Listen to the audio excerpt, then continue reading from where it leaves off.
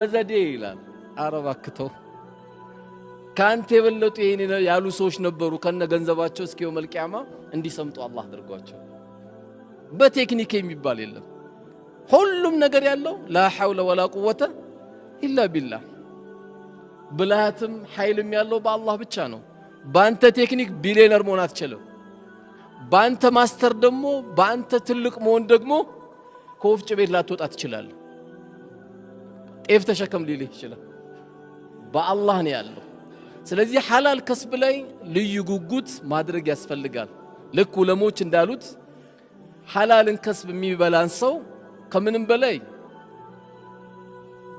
በራሱ ላይ መረጋጋት አላህ ይሰጠዋል። ያኒ ጦማኒነት ሰኪነቱል ቀልብ አላህ ይሰጠዋል። ይረጋጋል። ሁሌ የተረጋጋ ሰው ነው። ከዛ በላይ ደግሞ ሐላልን የሚበላ ሰው ልቡ ለስላሳ ነው። በሰው ችግር ይጨነቃል፣ በሰው ሞት ያዝናል፣ በሰው ህመም የሆነ ጥረት ያደርጋል። በቃ ለሰዎች ይጨነቃል፣ ድርቅናም የለውም። ከምንም በላይ ደግሞ ሐላልን የሚከስብ ሰው ዱዓውን አላህ ይቀበለዋል።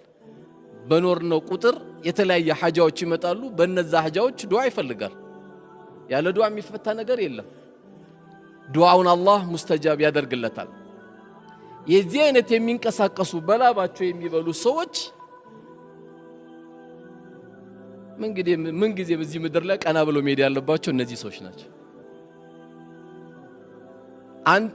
አንቺ በጥረትሽ የምትኖሪ በተቃራኒ ባልሽ በወር ደሞዝ እየተሯሯጠ የኮሚሽን ስራ እየሰራ ትንሽ ሱቅ እየከፈተ የቤት ኪራይ ለመክፈት እየታገለ ትምህርት ቤት ለመክፈል እየታገለ የኖረ ባልሽ ይሄንማ ቤት ሲገባ እግሩን ንጠቢው።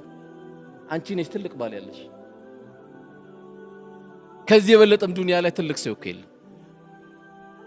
ሐላሉን እየከሰበ ዳቦ ይዞ የሚመጣ ባል፣ ሐላሉን እየከሰበ ዳቦ ይዞ የሚመጣ አባት፣ ሐላሉን እየከሰበ ቤተሰቦችን የሚመራ ወንድሜ አንተ ትልቅ ሰው ነህ።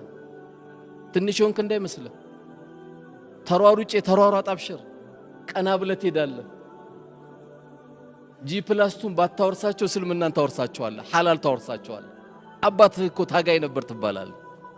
ሐላልን ለመፈለግ አባትህ እንዴት ታጋይ ነበር ትባላለህ። የዛንም ሲቀማ እዚህም ሲያስለቅስ የነበረ ደግሞ ዝም በል የህዝብ ገንዘብ በልቶ አባትህ ትባላለህ። እናውቀዋለን እኮ አባትህ የሆነ ጊዜ ከሆነ ሰው ስትጣላ ትሸማቀቃለህ። አባትህን አላቆምና ነው ስንት ሰው አስለቅሶ ይሄን ገንዘብ እንዳመጣው ትባላለህ። አባትህም ከአላህ ጋር ተጋጭቶ ነው ሄደው በሚያሳዝነው መልኩ አባትህም የሰው ሐቅ ይዞ ነው ደሞ ሄደ። ስለዚህ ታግለን የምንኖር ሰዎች እየተፍጨረጨርክ የምትኖር ሰው አንተ ሁሌ እኮ ፊትህ ኑር ነው፣ ቀልብህ ኑር ነው፣ ሁሌ ደስተኛ ነህ። ያለበትን ጸጋ እንዳትረሳ። ያንተ ቤት ወጥ ነው የሚጣፍጠው፣ ያንተ ቤት ምግብ ነው የሚጣፍጠው። እኔ ግራ ገባኝ እንደው አልብቃቃለኝ እኮ እንደው ያው አንዳንዱ ሲጠየቅ እንዴት ነው የምንኖረው? እኔ እንዴት እንደምኖር ማላውቀው። አንዳንዱ በአስማት ነው ይላል፣ አንዳንዱ በረህመቱ ነው ይላል፣ አንዳንዱ ደግሞ እኔ አላውቀውም ወላሂ ይላል። በቃ ደሞዙ 14000 ብር ነው፣ የቤት ኪራይ 20000 ብር ነው የሚከፍለው። እንዴት ነው የኖረው ታዲያ? በረህመቱ ነው የኖረው። ብዙ አይነት ኑሮ ያላለ ወላሂ አንተ ትልቅ ሰው ነህ። የማንም እንባ ያልገባብን ህይወት የምትኖር ከሆነ ቀና ብለህ ትሄዳለህ። የሰው ቤት ለቅሶ ቤት ስትሄድ ቀና ብለህ ትሄዳለህ። ምንም የምትሸማቀቀው ነገር የለም። ውስጥ ምንም ነገር የለም። ያስለቀስከው ሰው የለም። የሚያገላምጥ ደሞ መጣ የሌባ አትባልም። አንተ ጥረነዋ የምትኖረው የቻልካትን ያክል እየሞከርክ ነው ያለው። እዛ ስትሄድ እዚህ ጋር ዳቦ ቤት ስትከፍት እምቢ ሲልህ፣ ስጋ ቤት ስታደርገው እምቢ ሲልህ፣ ኪዮስክ ስታደርገው እንዴት ያምራል! ይሄ ህይወት ማለት እኮ ይሄ ነው። ገንዘቡም አይጣፍጥም እንጂ እንዲህ ካልሆነ አሜሪካን ግቢ የደከምከው ገንዘብና ከአሜሪካ የተላከልህ ገንዘብ እኮ አንድ አይደለም። ከአሜሪካማ ሲላክልህ ኡማውን ሁሉ ነው መጋበዝ የምትፈልገው። ምን ልጋብዝ ትለዋለህ? በቃ ጥብሲኑ ልቅቅል ይሁን ትለዋለህ። አሜሪካን ግቢ ሄደ ጥረት አድርገህ የደከምካት ሳንቲም ግን ትቋጥራታለህ። ቆይ እስቲ ይሄ ለእንትን ይሆናል ትላለህ፣ ይሄ ለእንትን ይሆናል። ልክ ደሞዝ ሲመጣ መድበከው የለም ገና 25 ላይ ለምን መድበው ለቤክረ ለትምህርት ለወተት ምናምን ብለህ ስላልደከምክበትና የደከምክበት ገንዘብ አንድ አይደለም። ስለዚህ ሐላል ከስብ ላይ የሆኑ አካሎች ስለቆሸሹ እንዳትቆሸሽ፣ የሆኑ አካሎች ኪሳቸውን ስላሳበጡ አንተ አይመለከትህም። አንተ ግን ትልቁን አንቺም የዚህ አይነት ባል የሰጠሽ የዚህ አይነት ወንድም የሰጠሽ ሴት ታድለሻል። የጓደኛሽን ባሏ የገዛላት መኪና እንዳታይ እሱና አላህ ነው የሚያውቁት። ያንቺ ከመኪና በላይ ባልሽ ትኩስ ዳቦ ይዞልሽ መጥቶልሻል። ያሐላል አብሽር ባለቤቴ በዩ። የዱንያን ረሃብ እንችለዋለን፣ የአኺራን እሳት ግን አንችለውም በዩ። አብሽሪው። ዛሬ ብንቸገር ነገ ኢንሻአላህ ደግሞ እናገኘዋለን። አብሽር ባለቤቴ በዩ። የዚህ አይነት ባል አላህ ሰጥቶሽ ነው ደግሞ አረ ምን ቺስታ ነው የምትለው? ቺስታ ነው እያሉ የሚያባሩ አሉ እና አባረሽ ልትሄጂ ነው። ባሪያ የሚያደርግሽ ባል ነው እንደምታረጊው። ይሄ እኮ ትልቅ ባልሽ ነው። ለባለቤቴም ለልጆቼም ሐላል ይዤ እየመጣ ያለ ወንድምሽ የልጆችሽ አባት አብሽር በዩ። ባንቺ አብሽር፣ በቤቱ ሰኪና፣ በቤቱ ፍቅር አላህ የሚገርም ያላሰብነው ነገር ይመጣል። ደግሞ ይመጣል። ለምን ደሞ አይመጣም? ዱንያ ትመጣለች እኮ ግን ሰብር ያስፈልጋል። ሰው መቼም አልሰብርም ካለ እኮ በትንሿ ነገር ይወርቃል። እንኳን ያለ በትንሽ አላያችሁም? አንዳንዴ መኪና ዘጋብኝ ተብሎ ሁለት ሾፌሮች ሲጣሉ 30 መጣብ ያላቸው ነው የሚመስሉት። እስቲ ውረድ፣ ልብ ካለ ውረድ፣ አንተ ሚል ውረድ ይባባላሉ። እነዚህ ሰዎች ስትጠጋ ተዋውቃላችሁ ብትላችሁ ኧረ ወላሂ አላቆም ነው የሚሉ። ዘጋብኝ ብሎ ለሰከንድ ሰብር አጥቶ ሰው ሲደባደብ ታይዋል። በዚህ ምክንያት እኮ ሰበር ዜና ተብሎ እኮ ቀርቧል እኮ። ለደቂቃ ስለዘጋበት ሽጉጥ አጥቶ ገለዋል። ለደቂቃ ሰብር አጥቶ ማለት እንደው የሚገርም የሰው ልጅ እኮ ባህሪያችን። ስለዚህ ሐላል ላይ ያለን ወንድሞች ቀናበል፣ ቀናበይ፣ ቤትሽ በሐላል የተሞላ እህቴ ቀናበይ። ተዳሪሽ ያማረው ያንቺ ነው። ልጆችሽ ቀና ብለው ነው የሚያድጉት።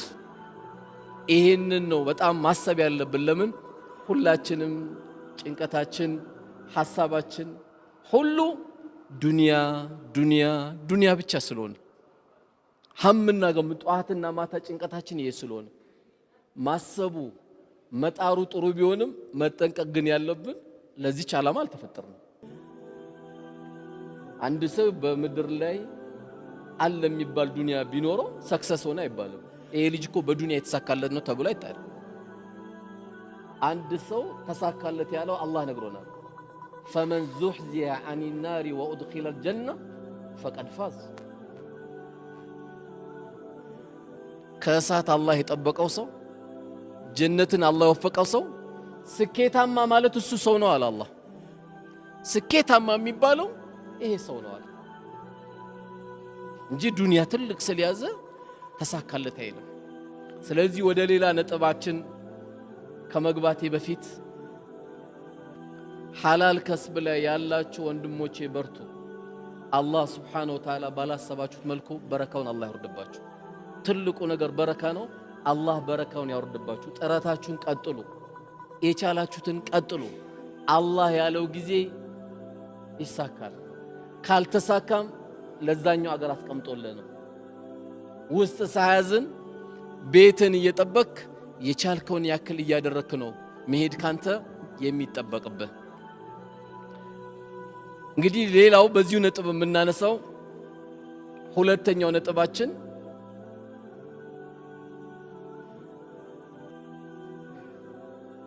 አንድ ሰው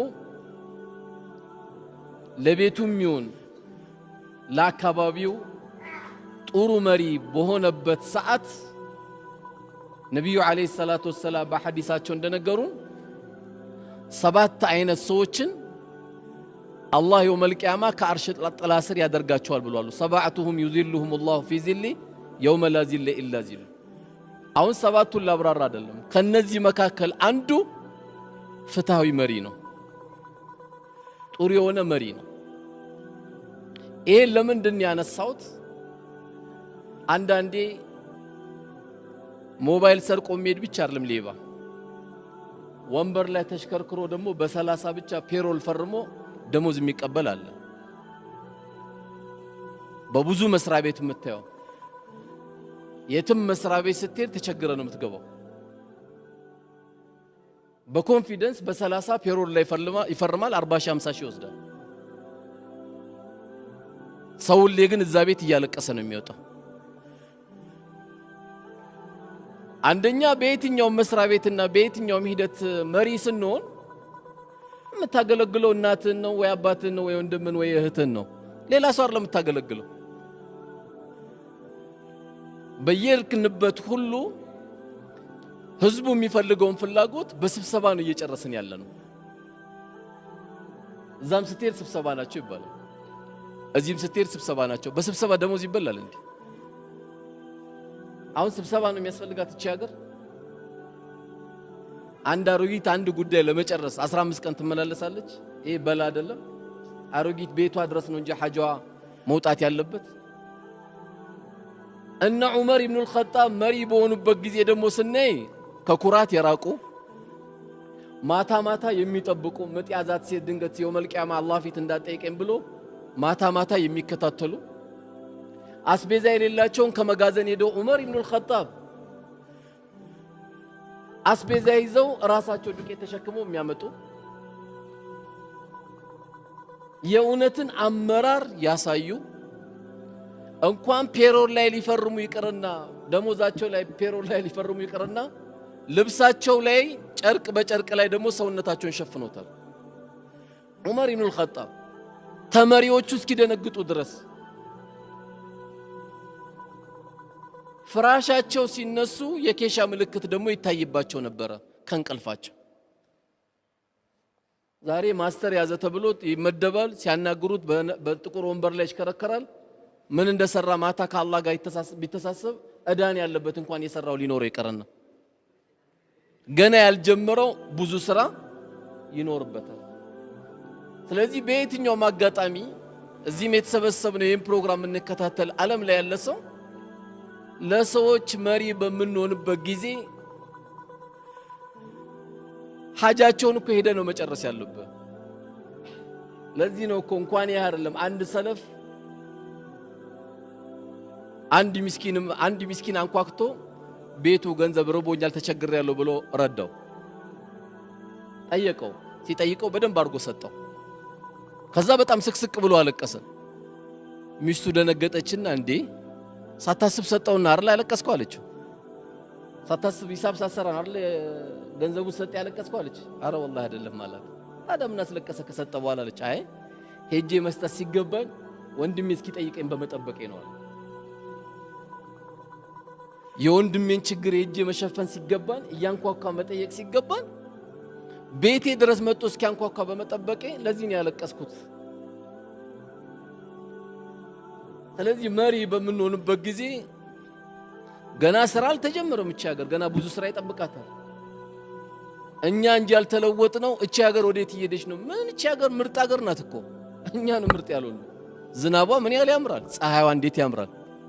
ሰው ለረፍት ኢትዮጵያ እየመጣ አይደል? አሜሪካን ተቃጠልኩ፣ ሳውዲ ላይ ተቃጠልኩ እያለ ኬክ የሆነ አየር ነው ያለን። ምን ችግር አለ? ኬክ የሆነ ሰው እንጂ የጠፋው ኬክ የሆነ አየር እኮ አለ። ምን ጠፋ? መች ሰራን? መቼ መሬቱን ነካ ነው? ከአዳማ አሰላ ስትሄድ፣ ከአሰላ ባሌ ስትሄድ፣ ከወልቂጤ ጅማ ስትሄድ መሬቱ መች ተነካ? እያንዳንዱ ገና እኮ ይጠብቀናል። መሬቱ ገና ቁጭ ብሏል እኮ ድንግል መሬት ነው እንዳለ ያለው። ስለዚህ በየትኛውም አቅጣጫ መሪ ስትሆን ከቤተሰብ ጀምሮ ፍትሃዊ ነው መሆን ያለበት።